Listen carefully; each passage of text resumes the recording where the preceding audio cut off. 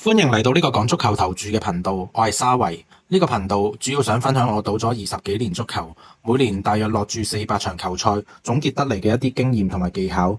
而呢啲經驗令我每年都可以穩定咁從足球博彩之中得到6位數字嘅收入。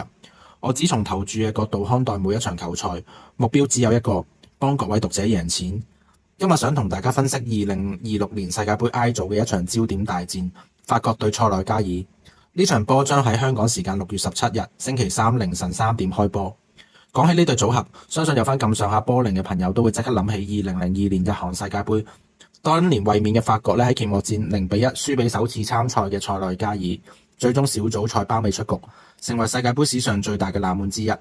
24年過去，今年嘅法國陣容堪稱豪華，前線由麥巴比領銜，配合奧利斯、丹比利呢幾位頂級嘅攻擊手，每個球員都係又快又有腳法，個人能力超級強。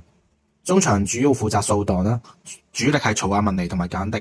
後防嚟講，亦都有幾位速度同埋頭槌都好出色嘅中堅，當中沙利巴可以話依家全球最出色嘅中堅之一，可以話三線都咁出色啊。至於塞內加爾，佢哋嘅防線由高里巴利做核心，整體防守紀律嚴密，中場嗰幾位都係防守型同埋體力型嘅，主要做嘅嘢唔係進攻，而係破壞對手進攻，有機會咧就試下遠射。前線就交俾幾隻快馬，文尼當然係進攻主力啦，但我反而覺得水晶宮嘅沙亞先係今場比賽嘅關鍵。事關呢場波一定係法國撳住塞內加爾嚟打，塞內加爾不斷咁樣收縮，有波就一腳大腳上去打反擊。呢個時候速度型嘅沙亞就有機會食糊，絕對有權入法國波。綜合以上嘅分析，我會投注塞內加爾受讓1球1球半嘅下盤。雖然法國係勁，但係佢哋真係未必贏到塞內加爾2球，甚至有機會被塞內加爾逼和。而且法國咧一向都慢熱嘅，第一場咧都未必去到咁盡，尤其是對住啲非洲隊啦，佢哋嘅體力同埋身形咧真係令人吃盡苦頭。記住啊，下盤開波前2-3分鐘先好買，賠率係會高啲噶。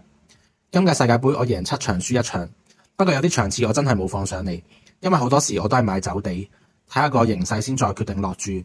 如果你想加入我哋嘅社群，可以收到我即時嘅投注策略，可以 PM 我。暫時呢個社群都係免費嘅。